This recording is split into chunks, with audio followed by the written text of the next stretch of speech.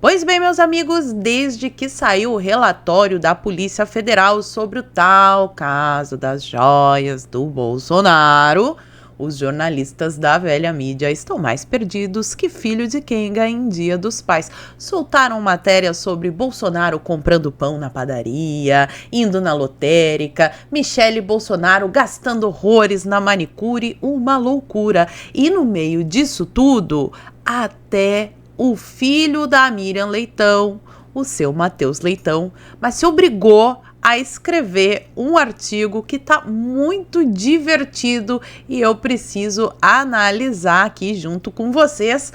O filho da Miriam Leitão falando sobre o fiasco da Polícia Federal, porque não tem outro nome, né? Fiasco. Estão investigando o Bolsonaro há tanto tempo e o máximo que vocês conseguem é esse relatório vergonhoso. Enquanto isso, enquanto toda essa cortina de fumaça é feita pela velha mídia muito bem paga pelo governo, em Brasília muitas manobras estão acontecendo. Todo esse carnaval é justamente para que o povo não preste atenção ao que acontece no centro do poder tupiniquense, e eu vou mostrar para vocês justamente o que eles não querem que vocês vejam. As manobras para aumentar os impostos e também para aprovar uma lei de censura. Eles não desistiram, eles só colocaram uma roupinha nova e estão tentando empurrar isso de novo, mas não será no nosso turno. E no meio de toda essa confusão, saiu uma matéria interessantíssima que fala sobre a crise na Globo, a queda de audiência. E eu vi muita gente comemorando essa notícia como se a emissora da Vênus Prateada tivesse ido de arrasta para cima. Mas será que é isso mesmo? Então eu trouxe esse artigo porque eu preciso fazer uma análise pé no chão, uma análise bem honesta para a gente compreender o quadro real da situação e poder agir em cima dele e não em cima de fantasias de como a gente gostaria que fosse. Se você já gostou das pautas do vídeo de hoje, me ajuda a espalhar essas informações, curtindo, comentando e principalmente compartilhando o link desse vídeo nas suas redes sociais, grupos de Face e de Zap, dá uma verificada na tua inscrição, vê se ela continua ativa aqui no canal e se não for inscrito, se inscreve. Dá essa moralzinha pra mim. E antes da gente ver todas essas pautas de hoje, eu tenho um recadinho bem rapidinho pra vocês. Hoje o meu recado vai pra você que sente dores nas articulações, dores musculares. Só quem passa por isso sabe como é ruim não poder jogar um futebol com os amigos porque tá sentindo o joelho, não pode ficar muito tempo sentado trabalhando por causa que a lombar começa a reclamar.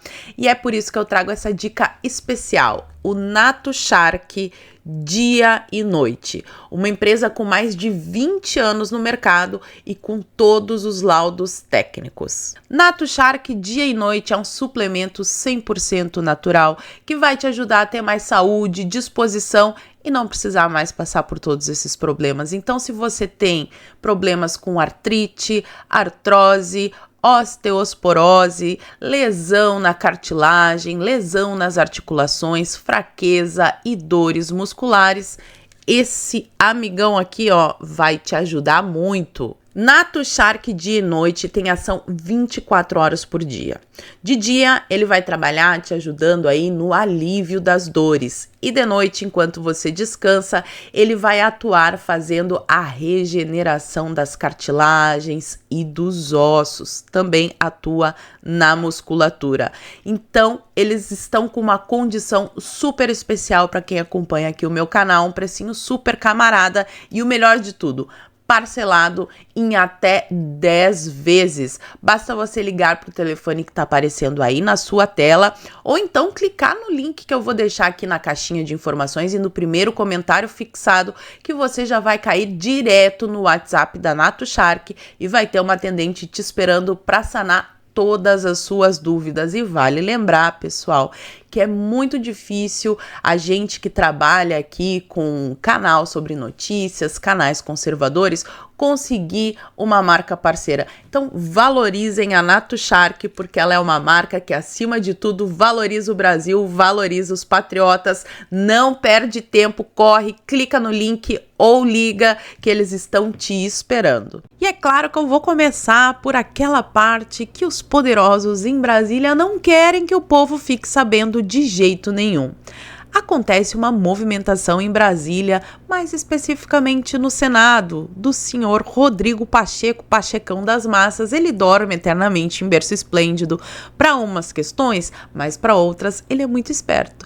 Ele fez o PL 2338, que tem o lindo nome de Marco Regulatório da Inteligência Artificial. E no meio disso, ele colocou ali um jabuti que vai ser transformado em censura, para variar. Eles são monotemáticos. O PT desde sempre quer a regulação das mídias, agora com a internet ele quer a regulamentação da internet, que é o nome bonitinho para censura. Enfim, os senadores da oposição conseguiram se movimentar, em especial o maravilhoso senador Marcos Rogério, e conseguiu barrar a votação desse projeto, que seria ontem, terça-feira, lá na comissão responsável do Senado. Mas não se enganem, eles não irão desistir, e eu trouxe aqui o que Pachecão das massas está bostejando, porque isso aqui não é nem falando, né? É bostejando por aí. Matéria do Poder 360. Inteligência artificial só não é mais perigosa que a burrice humana, diz Pacheco. Acho tão bonitinho quando eles ficam repetindo esses slogans idiotas e se achando muito inteligentes. Estamos falando de um senador. Deveria pelo menos pensar um pouquinho melhor, né? Em vez de ficar repetindo coisa de militante.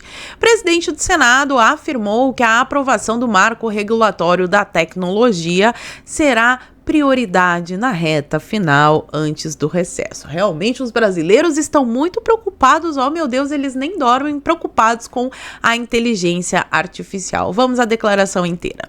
A inteligência artificial só não é mais perigosa que a burrice humana. É algo muito sensível que precisa ser regulado. É um erro achar que não deve ter tutela legislativa em relação a esse tema, assim como deve ter tutela legislativa em relação a redes sociais e plataformas digitais. Ainda não há uma lei a respeito que acaba permitindo que muita coisa ruim aconteça, como um ambiente de desinformação. Só faltou encaixar o termo fake news aqui para ficar perfeitinho. Mas vamos por partes, já diria Jack Stripador. Eu não sou contra ter uma lei que regulamente a inteligência artificial. Os nossos senadores, os nossos representantes têm que entrar nesse debate e fazer proposições, porque realmente precisa. Agora, criar uma comissãozinha que vai mexer no algoritmo das redes sociais para esconder certas verdades que eles não gostam, que eles chamam de desinformação, aí já são outros 500. Então vamos continuar atentos. Conseguimos aí uma primeira vitória, mas esse tema ainda vai voltar à pauta. Agora, contextualizando aqui, por que o Pacheco tem tanto interesse nisso? Matéria do mês passado, 28 de junho de 2024, matéria do Globo. Pacheco diz que recebe com alegria apoio do Lula em eventual candidatura ao governo de Minas em 2026. Em entrevistas nesta quinta-feira, chefe do executivo disse que o presidente do Senado é um grande nome e que só não será candidato se não quiser. Afinal de contas, Pachecão está prestando um ótimo serviço para o consórcio PT-STF, né? Barra-lhe os pedidos de impeachment, coloca um projetinho de inteligência artificial que vai resultar em censura e quem deu uma declaração deixando muito explícito o que é a tal da desinformação, da fake news que eles precisam tanto combater, foi o Zé Dirceu. Abre aspas. A primeira grande fake news do Brasil foi o mensalão. Fecha aspas, diz José Dirceu.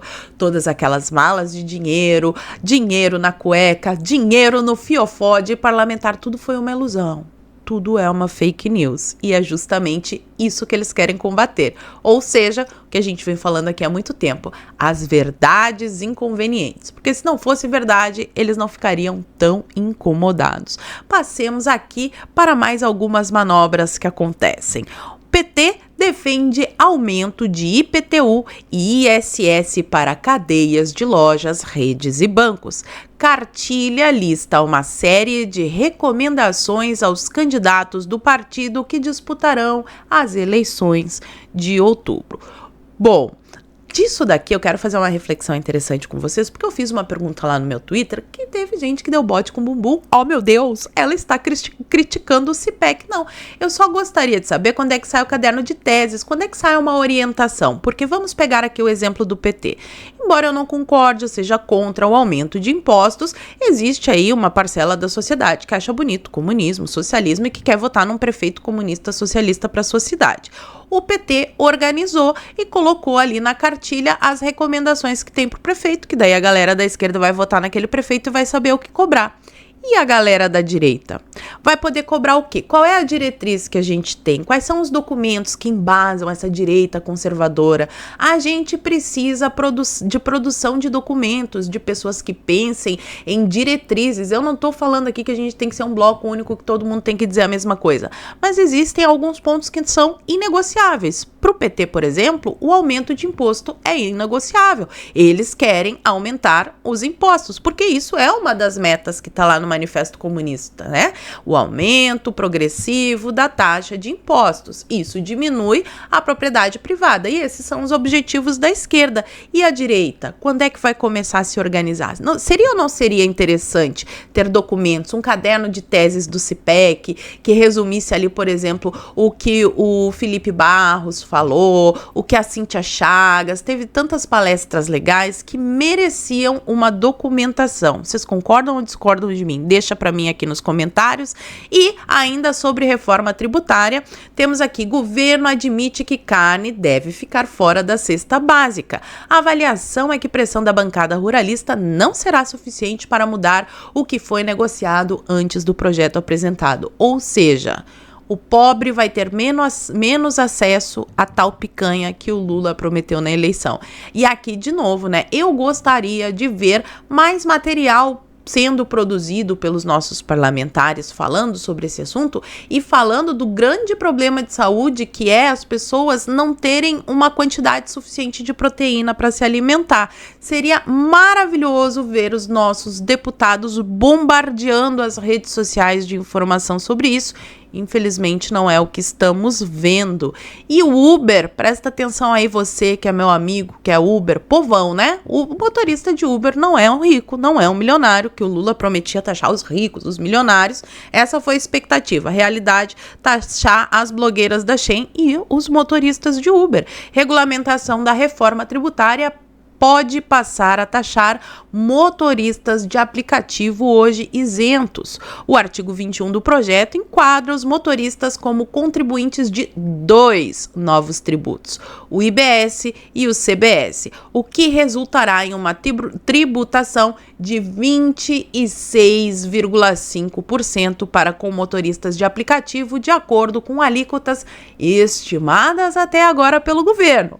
Pode ser ainda mais. Teremos oficialmente a carga tributária mais alta do mundo com os piores serviços públicos. Será que tem alguma coisa a ver com o mensalão? Que o Dirceu disse que era fake news? Será que tem? Enquanto isso, os milionários, os grandes empresários, os grandes banqueiros são muito bem tratados pelo Lula. Inclusive, passa a conta do bilionário para o povo. Tá aqui a Andresa Matais, do portal UOL, que traz a seguinte manchete: governo prepara a medida para livrar irmãos batistas de multa de R$1 bilhão. R$1 bilhão dos irmãos batistas que o povo vai deixar de receber. Fará muita falta, por exemplo, na reconstrução aqui do Rio Grande do Sul. E sobre os irmãos batistas, ainda tem muita coisa que eu vou comentar em outros vídeos com vocês. Agora vamos passar para este vexame da Polícia Federal. Eu gravei um vídeo na semana passada, quando o Bolsonaro foi indiciado, expliquei para vocês o caso das joias, e caso alguém não saiba, vou resumir, spoiler, as joias estão em poder da Caixa Econômica Federal. Mas a Polícia Federal soltou o relatório, né? A PF diz que errou em relatório E o desvio do Bolsonaro em joias foi de 6,8 milhões e não de 25. 20 milhões para lá, 20 milhões para cá. Quem é que não se engana? Não é verdade? Mas assim, esse desvio não foi um desvio, porque as joias não foram desviadas. As joias estão num cofre na caixa, como diz o próprio Bolsonaro. Aguardemos muitas outras correções. A última será aquela dizendo que todas as joias desviadas, entre aspas, estão na Caixa Econômica Federal, acervo ou Polícia Federal, inclusive os instrumentos de defesa que ele recebeu. Ponto 2. Aguarda-se a PF se posicionar no caso Adélio. Quem foi o mandante? Essa pergunta aí a gente gostaria de saber, né? Porque isso sim é um atentado à democracia. Querer levar de arrasta para cima o candidato que estava na frente, né? O candidato à presidência que estava na frente, é um atentado à democracia. Ainda mais com uma pessoa que havia sido filiada ao PSOL. E a última, uma dica. O delegado encarregado do inquérito é o atual diretor de inteligência. Que mundo pequeno. O Carlos também falou sobre o assunto. E muito interessante esse tweet aqui, ó. Sabe o que é muito curioso entre tantas incongruências? Porque a PF não colheu sequer um depoimento meu, sendo que eu estava no local. O antigo militante do PSOL e autor da tentativa de acabar com a vida do meu pai foi atrás de mim em outro estado e tantas outras coincidências do enredo que conhecemos hoje. Em relação a qualquer me intimam e fazem a devassa que fazem na minha vida. Creio que seja só mais um erro nas investigações e no modus operandi de tudo também. Verdade, né? Qualquer coisa. Unha encravada do Carlos Bolsonaro, vai depor. Agora, sobre esse caso aqui, não pegaram o depoimento de uma testemunha importantíssima. E aí vem a matéria que eu falei para vocês. Matheus Leitão, filho da Miriam Leitão, escreveu ontem para a revista Olha o estrago que o relatório sobre Bolsonaro causou dentro da PF. Vamos ao texto que tá demais. O infantil, grosseiro e irresponsável erro da Polícia Federal. Olha, o Matheus tá nervoso, seu Matheus. Infantil, grosseiro e irresponsável. Ele está brabo realmente. Um erro. Coisa pouca. 20 milhões. Ninguém nem percebeu. No relatório final do caso das joias contra Jair Bolsonaro, fez um estrago interno na corporação.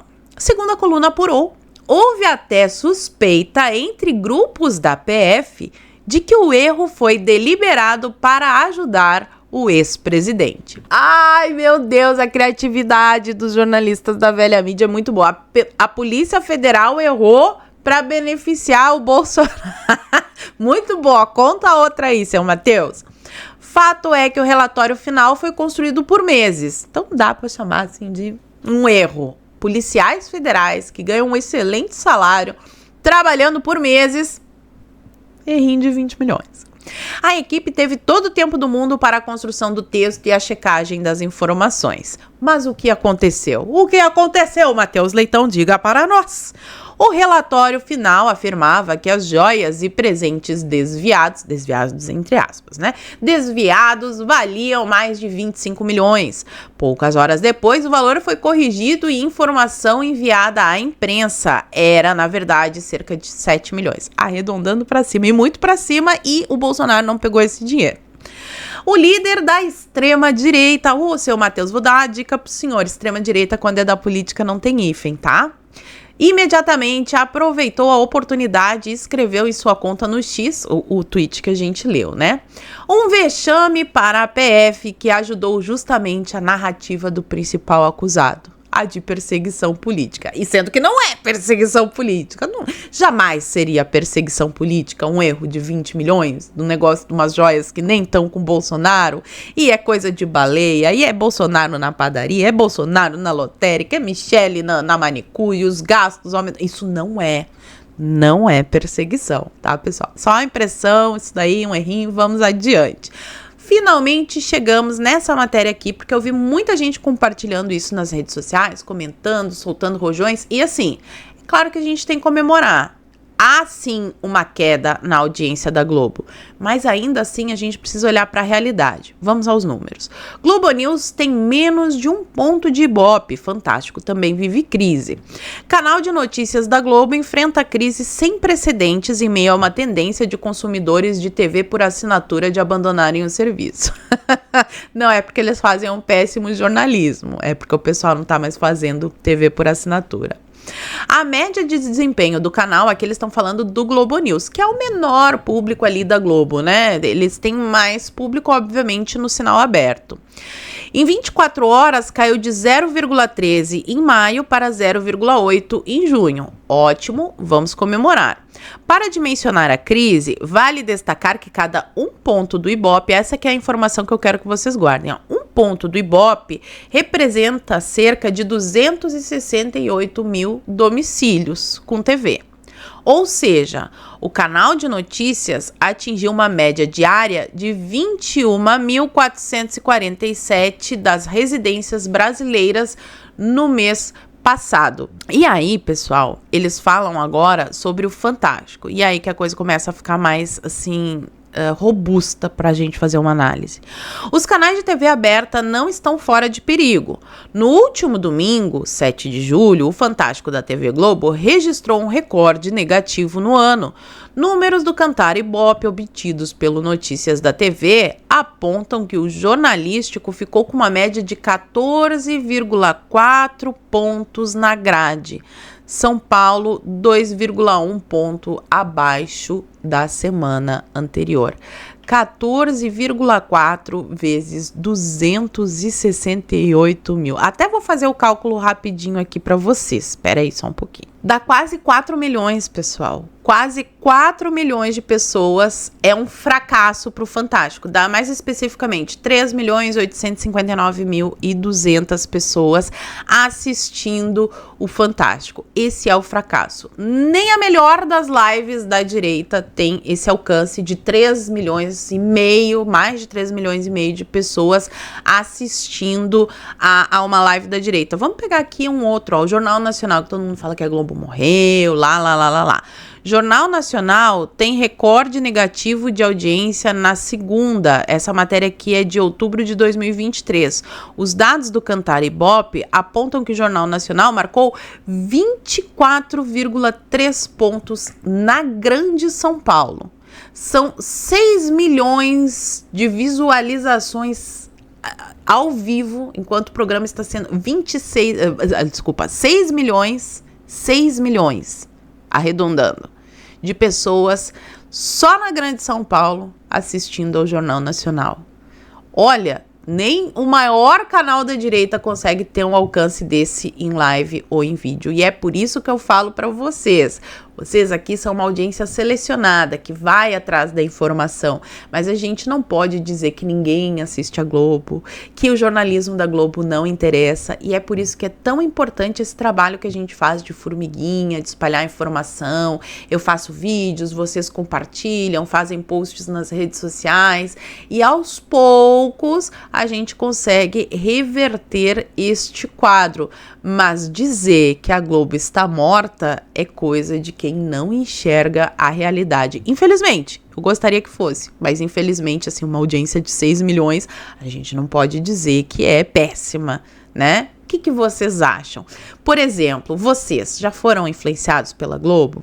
Vamos pegar aqui, por exemplo, a palavra recorde. É recorde a pronúncia correta, não é recorde. Recorde é uma normativa que a Globo deu há muito tempo atrás para os seus jornalistas para pronunciar recorde, porque se fosse para o paroxítona teria acento, né? E não tem. Para que não lembrasse a emissora concorrente, a Record. O correto é recorde. Será que nem vocês foram influenciados em algum momento pela Globo? Reflitam sobre isso. Fala para mim aqui nos comentários a opinião de vocês, que eu quero saber. E por hoje eu vou ficando por aqui. Muito obrigada por terem assistido ao vídeo até o fim. Fiquem todos com Deus. Um beijo e até a próxima. Fui.